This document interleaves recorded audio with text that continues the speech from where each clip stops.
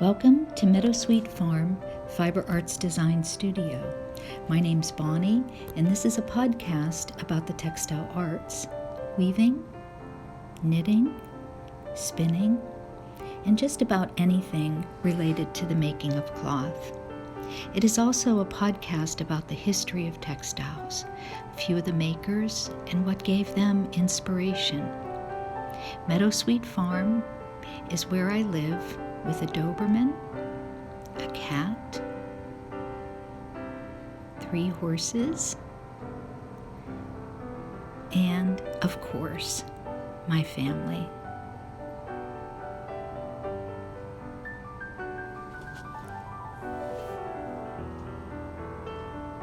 So please join me as I share my life and my creative process with you.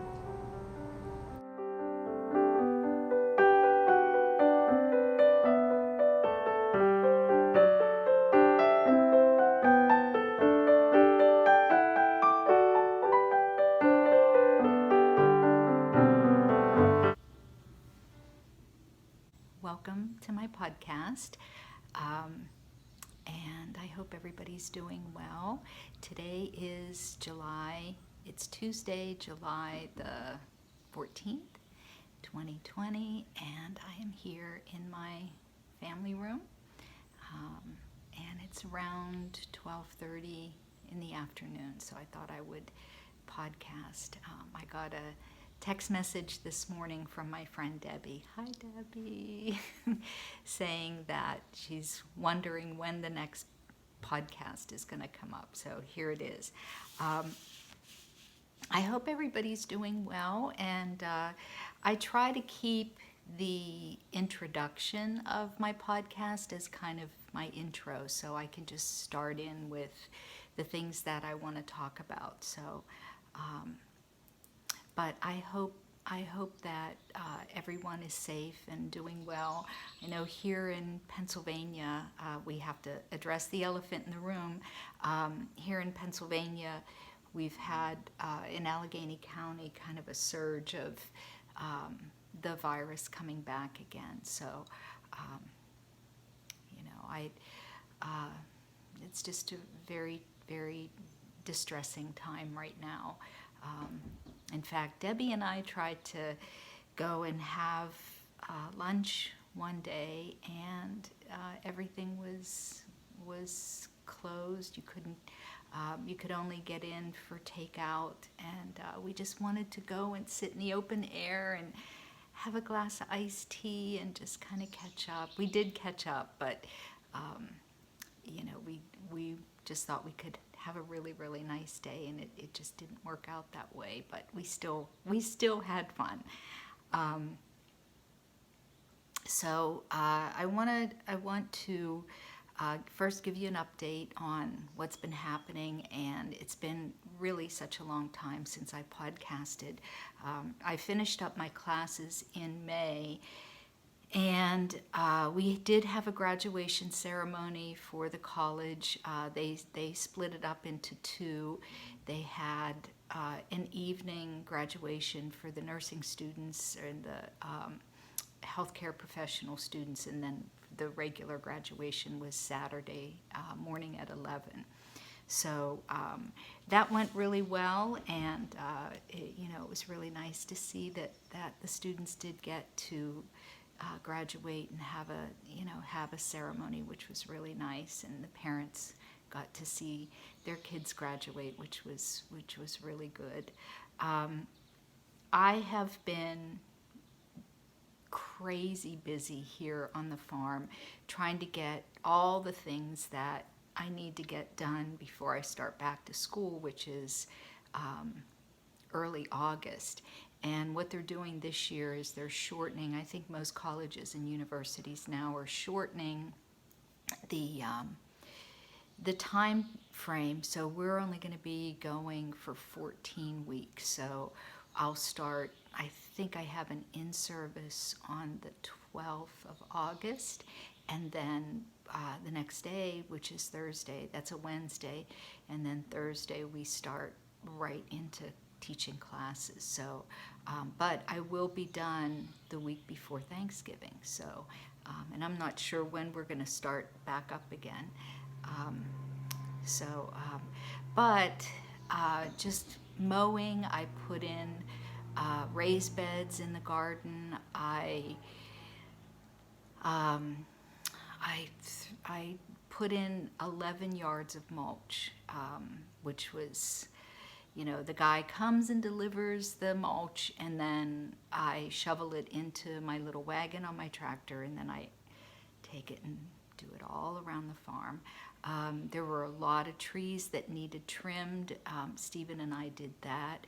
We ended up getting a new finishing mower on the back of the big tractor, which is making the lawn and everything look gorgeous. And then the pine trees, Stephen wants to mow around the pine trees as you come up the driveway. And so we had to cut a lot of gigantic branches. So we have a huge burn pile that's going to have to be burned pretty soon. So between the compost delivery and putting in all the vegetables and things like that in the garden, and then just cleaning up all my flower beds around the house, it's just been really busy. What I'm doing right now, if you can see, I'm painting the gingerbread on my two porches. I have a little side porch, and then I have a big front porch. And the front porch has all this gingerbread kind of latticey things, and it just was in dire need of being painted. So I did do one side, and I was able to just stand on an aluminum ladder and get that done. And then now I have to paint the other side, which means I need a tall ladder. And I'm going to try today, after the podcast is done, to paint with just a long rod and see if I can do it that way, because I'm really afraid to stand on ladders. I'm not real keen about that. So there's that being done, and I have two massive trees. In fact, I just called today to get an estimate that are dead. And my neighbor stopped over yesterday, and he said I would get that one tree down sooner than later, because the top part of it is, all the bark has come off of it, and it's pretty close to my house. So I want to get those taken care of. The other thing is that I can't remember what day it was, but it was in the evening around 5 o'clock, and the wind started to pick up. And I'll insert a picture of this, but the wind started to pick up, and Gabe is on a run in the front of the house, and he's in between two trees. So the wind was picking up, and it got really dark, and I brought Gabe in the house, and I brought him in, and I walked through to the front door to look out over the valley and look at what was happening with the storm.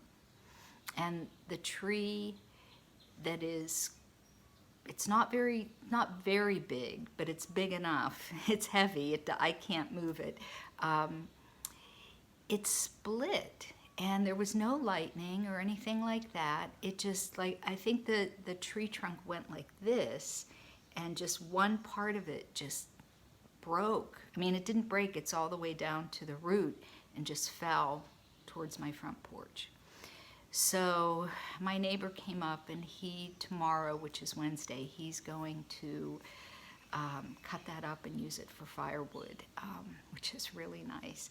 So, and then my gutters need to be cleaned out, so I've got to get all those things worked out before I start back to school in the fall. So it's just, and then on top of everything else, my well wasn't working right. And it was like I would do a load of laundry and take a shower, and the pressure was really low, and then all of a sudden I didn't have any water. And we have a tank in our basement, and there's a little pressure gauge on it that if I just turned it and wiggled it a little bit, I could feel the water running back into that tank. And so every time I would do laundry or I would do a load of dishes in the dishwasher, it just...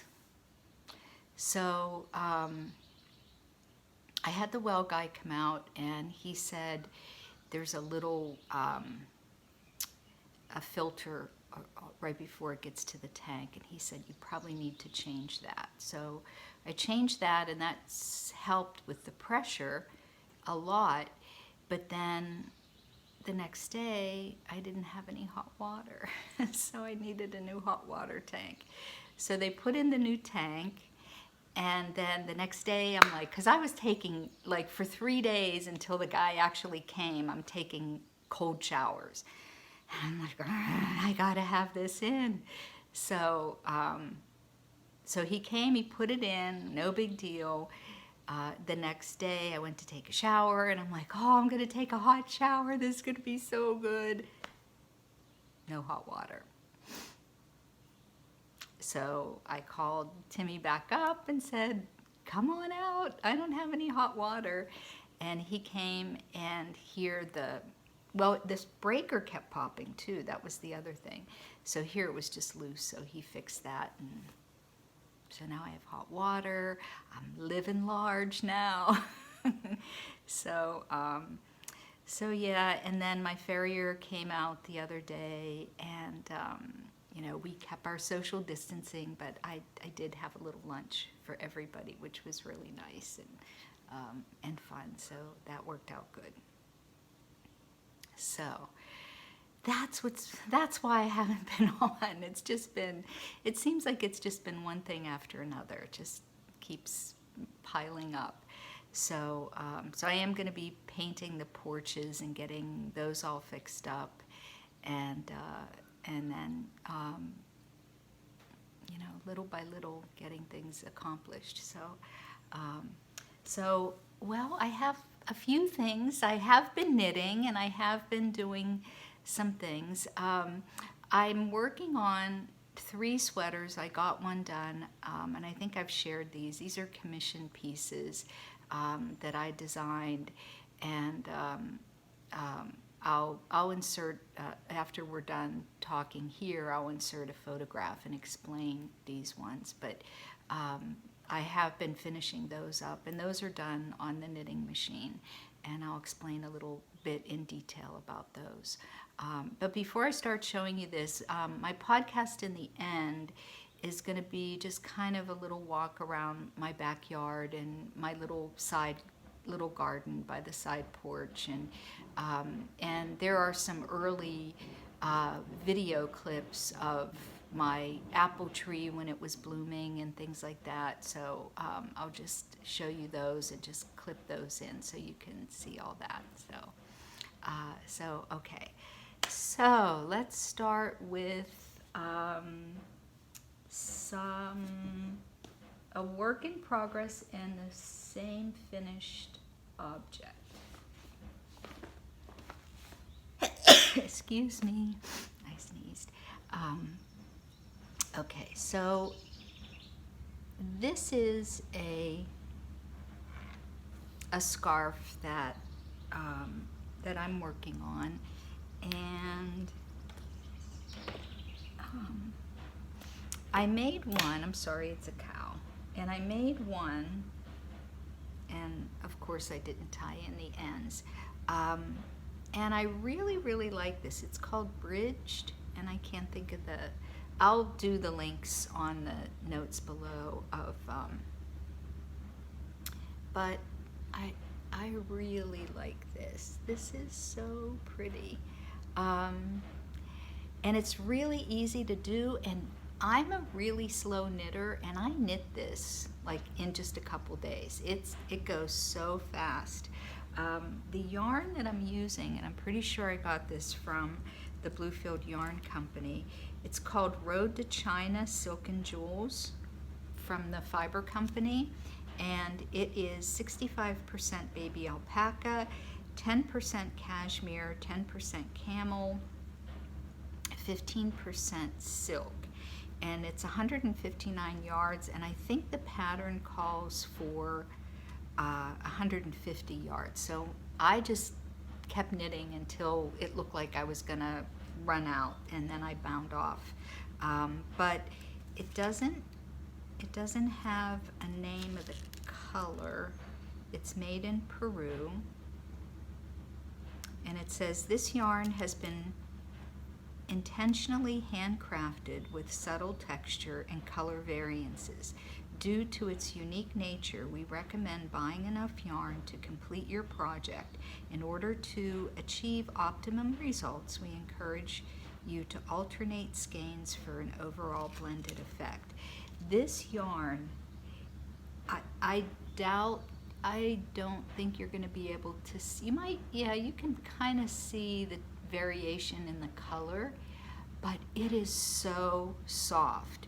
This is absolutely perfect for a cow. Perfect, perfect, perfect. Because it's right up against your skin, and it is so soft. I loved every second of knitting with this. In fact, I know Debbie's watching. I was knitting on this at Debbie's house, and I don't think I was very far. I only made one mistake, and I don't even know why I did this. I just had a brain clog. I was knitting, up here you do a knit and a purl and a knit and a purl to complete it for several rows, and for some reason I did 2 knits and then a purl. So, and I thought, well, this is just for me, and I love the color, and I don't care that that mistake is in there. So I just have to bind off the ends, and I love it. It called for size 10, US 10 needle, and I knew 10 was just going to be way too loose, because I'm a pretty loose knitter to begin with. So so I did a 7 on this, and it's you know, it's light, and it's the yarn and everything, and I just like the silky softness.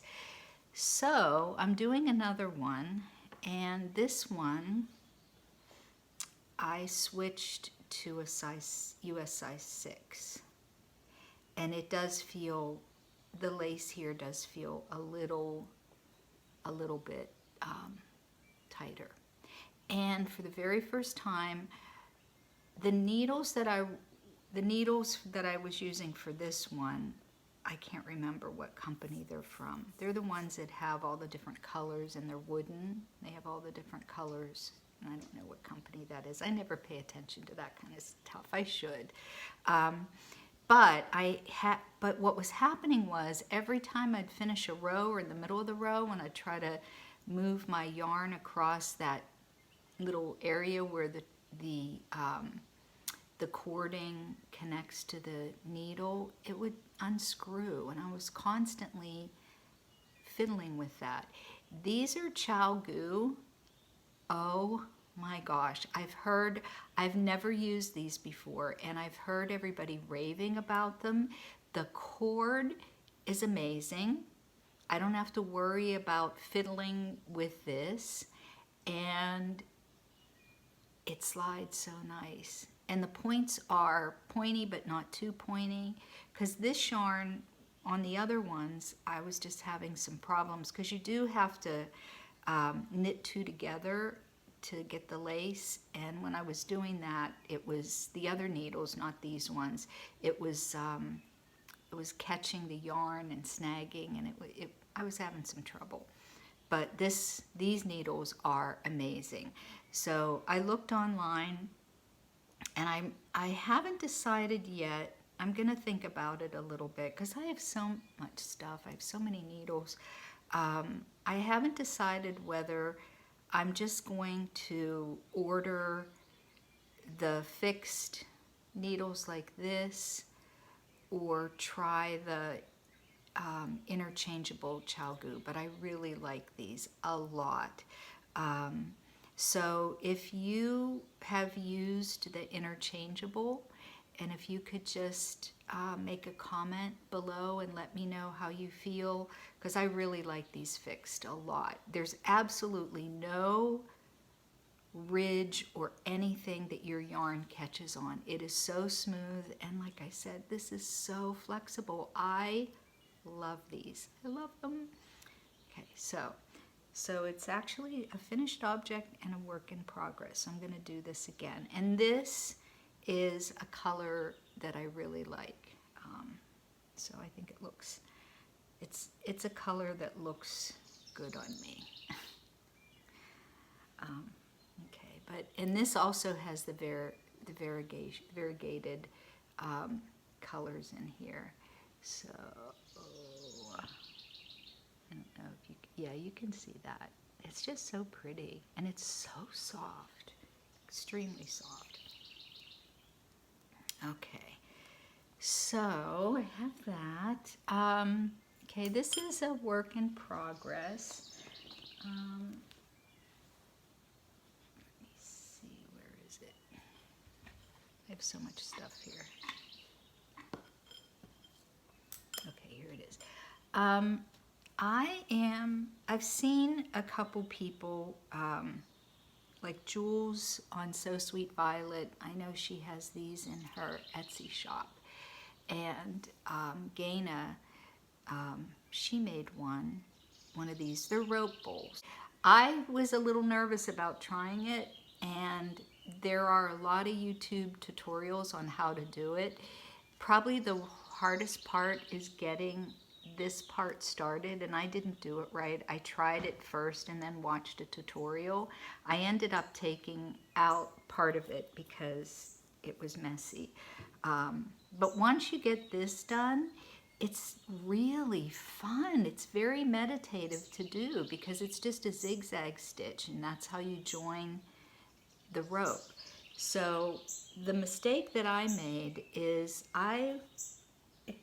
it comes in like a big bundle. I just got this at Hobby Lobby, and it comes in a round spool, and as soon as you take the plastic off the spool, it all comes undone. So I wound it in this ball, and I just have this sitting on my lap as I'm sewing things together. But what I wanted to do was I wanted to add a little bit of color. And so I thought, well, it's not that hard. I got this far, and it looks pretty good. I'm going to add this blue rope. I'm sorry, this is where I took everything out.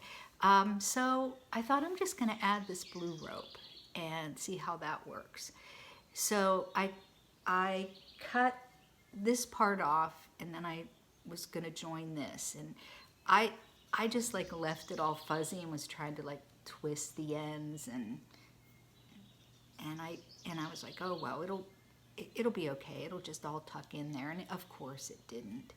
So I sewed this a little bit, and then I ran out of bobbin thread. It does take up a lot of thread. And then when I took it off the machine and looked at it, I was just like, nah, this looks too sloppy. So then I watched the tutorial, okay. And what you're supposed to do is when you want to join two ends together, you have to tape, just use regular Scotch tape. And you just tape around like I taped that, and then you tape the other one, and you just butt the two ends together, and it is really neat. You can hardly tell. So so I'm going to finish, hopefully get that done. So I can't promise I'll try to video doing the join and making the bowl so you can see that. So that's another works in progress. This is something that I ordered this. If anybody is familiar with Debbie Shore, look at that nail. It's got paint all over it. Debbie has a lot of sewing tutorials, and she also does a live sewing session. I think they're either Saturdays or Sundays, and she's from the UK. She does really beautiful things. So I ordered a few things from her, one of which was this little kit, and this is called the Madison Bag. And it comes with all the fabric. You just have to cut out the pattern and everything, and it's really easy to do. So it comes with the purse handle and these little clips and everything. So so I started this, and I used cotton batting on this to because I wanted to quilt it. And it's not finished yet because when I attached the lining after the bag was all completed, the lining was too baggy in there, so I have to go back in and cut it back down again. But it's really, really nice. And I think joining the purse handle is going to be a little fiddly, but there are so many. If you go online, there's so many of these different handles that you can buy that are really, really pretty. And these are just, I just love it. I just think it's really fun. But what you have to do then is you've got to push this top part of the purse up into the purse handle, and then you just take a couple strands of embroidery thread and sew all that together. But I love the fabric. It's a little heavier weight than like quilting fabric. You can almost say that it's more of an upholstery fabric, this, and then the bottom is just a regular like quilting cotton.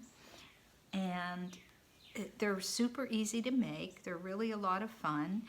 And the one problem that I had, and if anybody has any suggestions, please let me know. I drew lines so I could do the quilting here. And I was going to do it all the way down through here, and I started it and I just didn't like it, so I took all those stitches out. But I used tailor's chalk when I was making the lines, and it said that it would either wipe off or you could just soak it in water and it would come off. It didn't come off very easy. It was rough. I really had to play with it a little bit. And luckily, there's a lot of blue in here that you couldn't really tell that the lines were there, but I did get most of it out. I am going to have some of these on my Etsy shop, so I don't have any listed right now, but I will have some. I watched Debbie Shore's live video on Sunday, and she said that these purse handles are really hard to get, and she's not sure if she's going to be able to carry many more of these this Madison bag.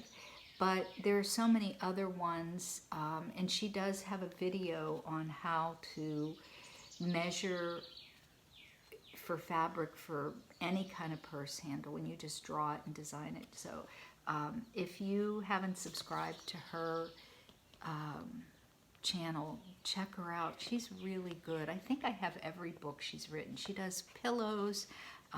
That's what she did on Sunday, a really, really cute pillow.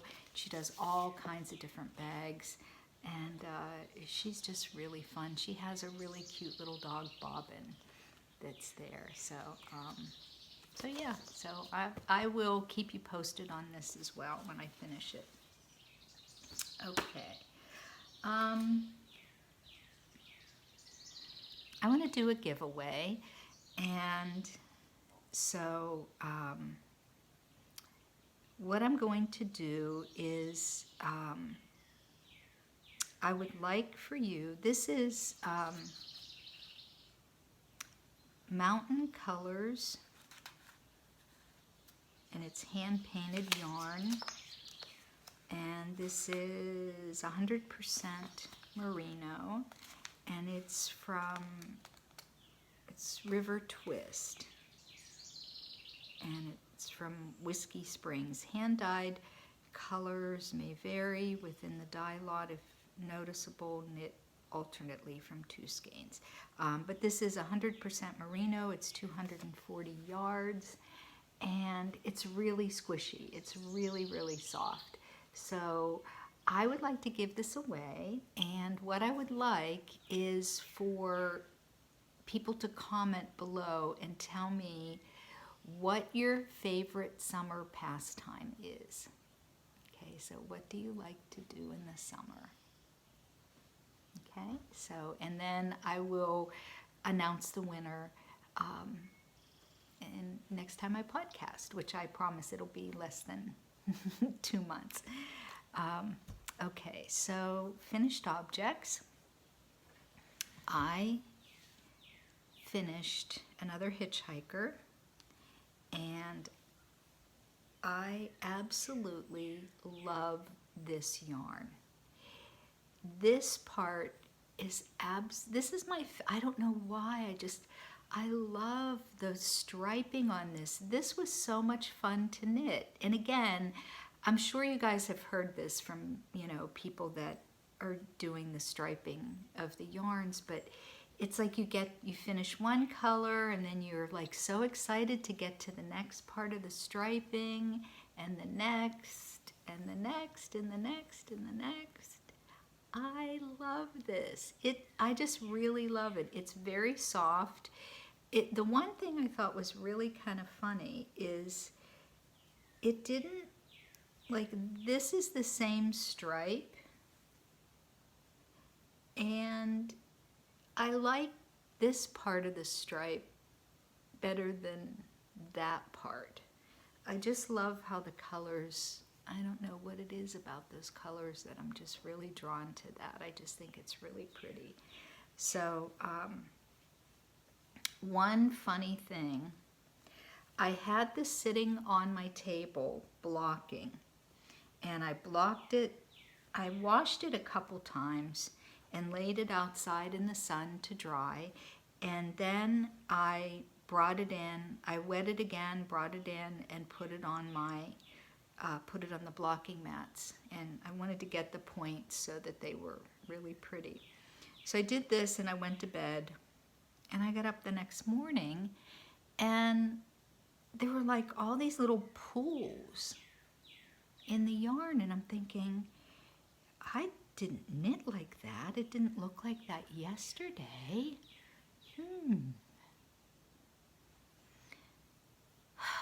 Scarlet Kitty got up on the table, and I think she did one of those kneading things that cats do. So then I had to sit there and fix all the pools. Then 2 days later, I have up in my sewing room a little basket of yarn. I go in and I look on the floor, and there's a skein of yarn. Part of it is chewed off in one corner of the room, and then the other part of the skein is just, yarn barf. Kitty. So, cats. And if it's not her, it's Gabe. They have toys. They have toys all over the house.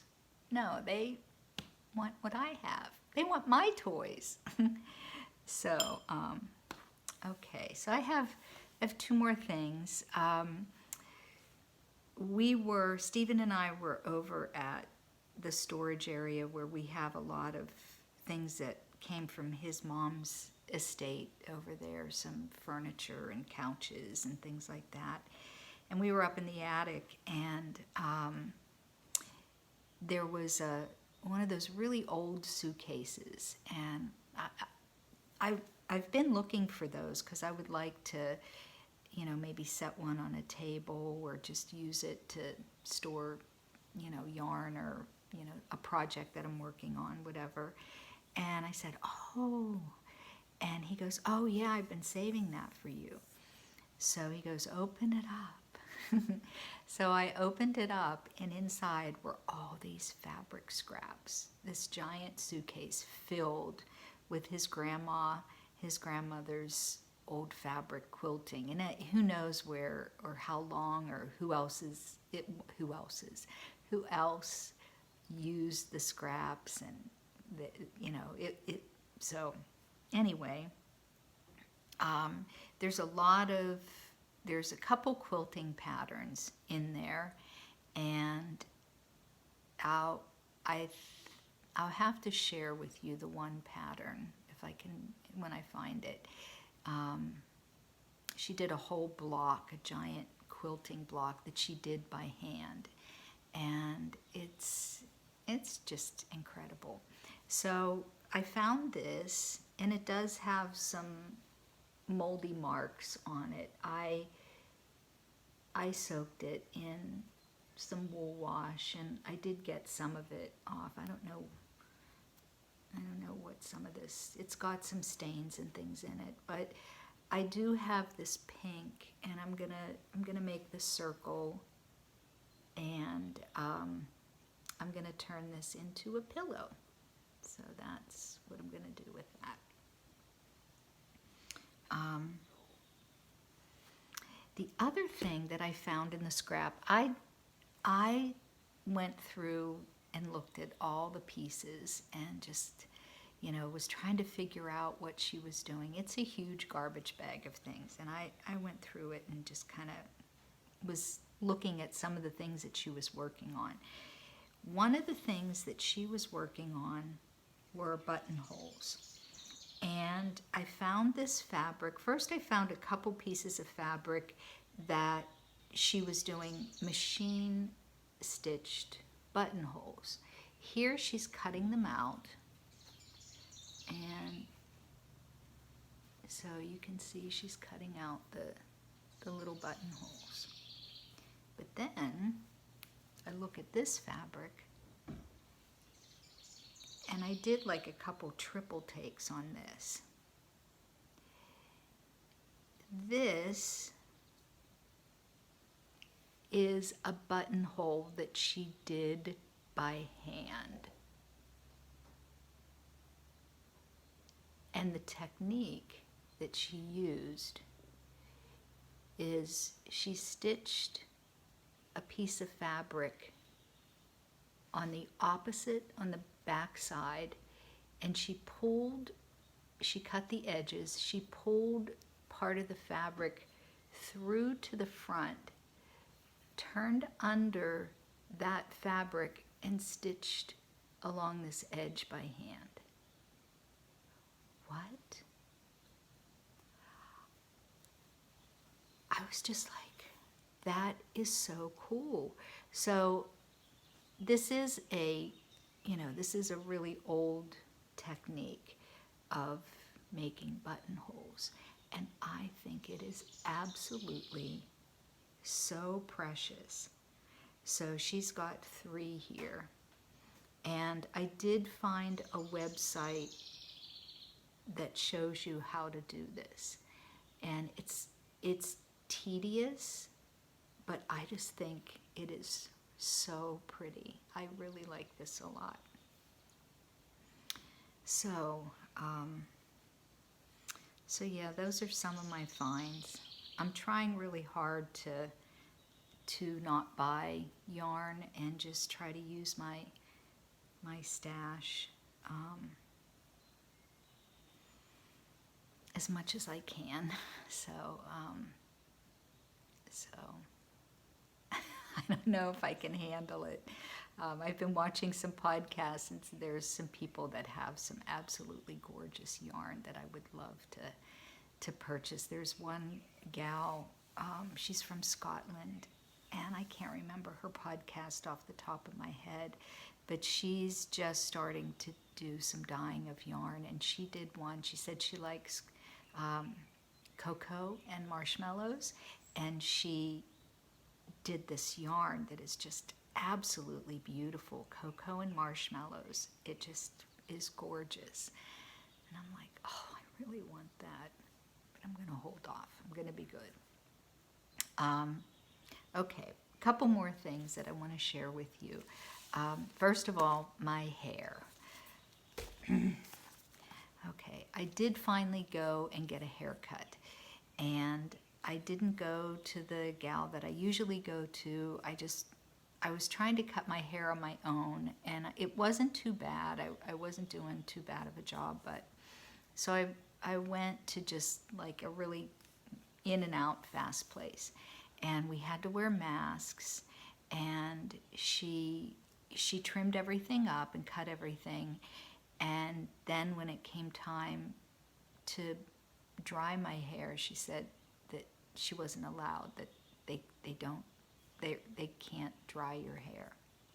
So I had to go shopping with a wet head after that, which it wasn't bad, it was hot.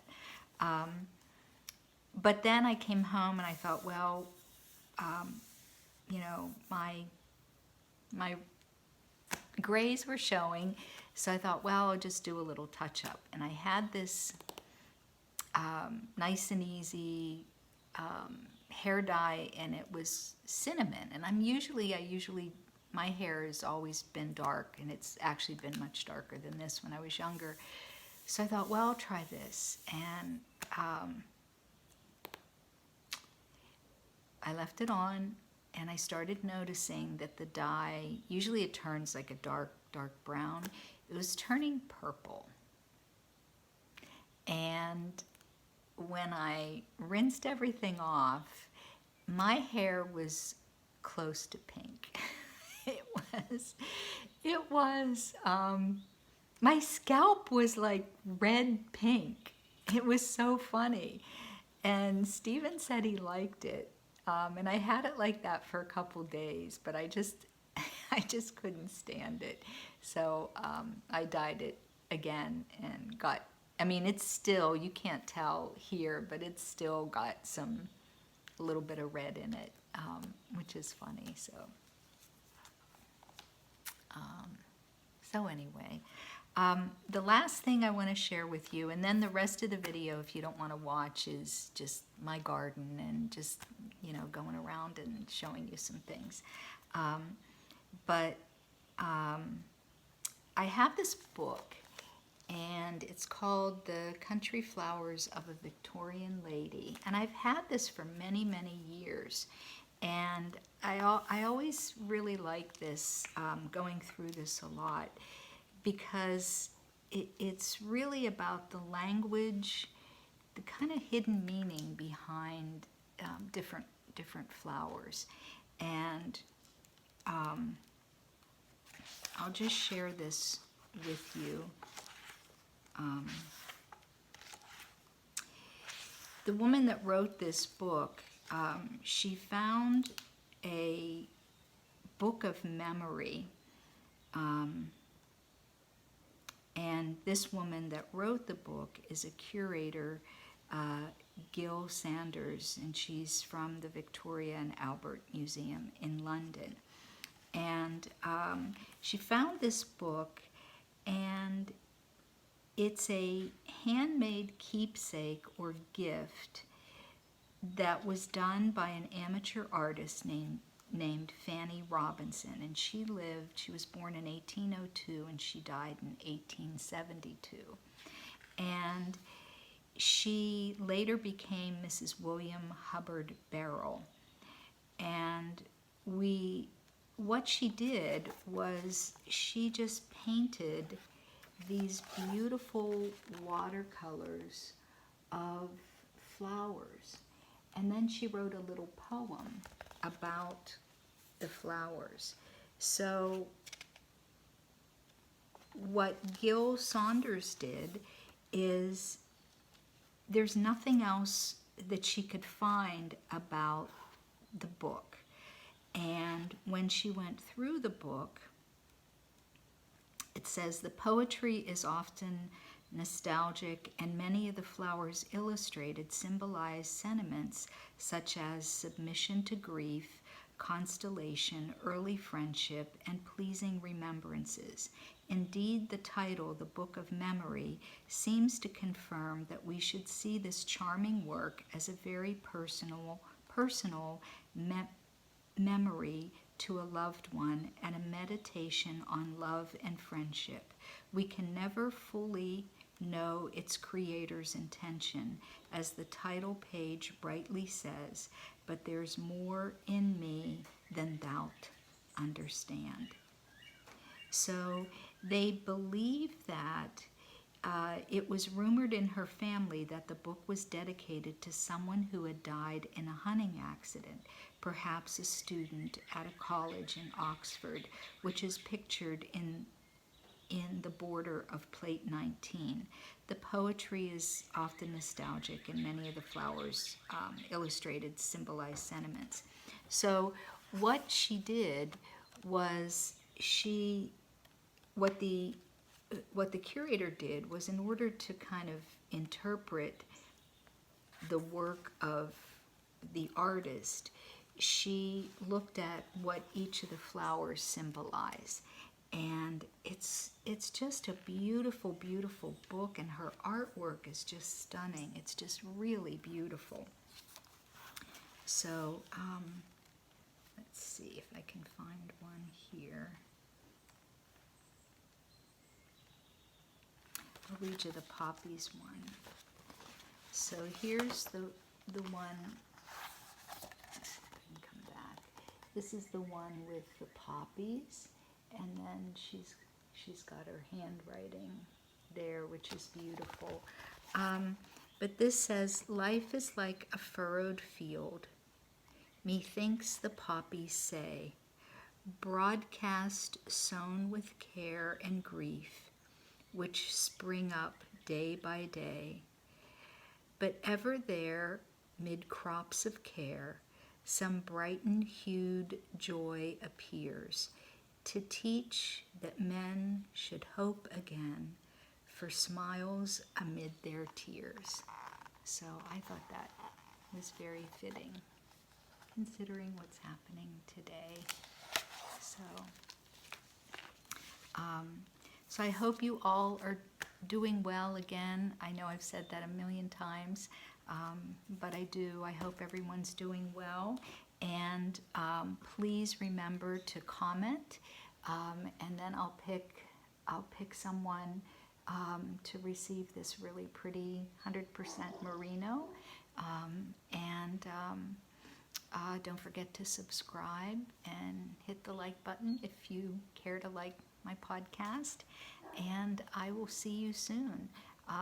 When I'm working on the rope bowl, and also when I finish this, I'll pop back on and share those items with you as I work on those. So I hope you stay well, and stay tuned for just a little tour around the farm. So thank you so much for joining me today, and I will see you soon. Bye for now. This is a sweater that I designed. It is a custom order for a client, and I make the fabric on the knitting machine, and I felt it after I make the fabric, and then I cut the pieces out and hand sew everything together. And the hood is lined with linen, and the zipper is a antique zipper that I purchase online.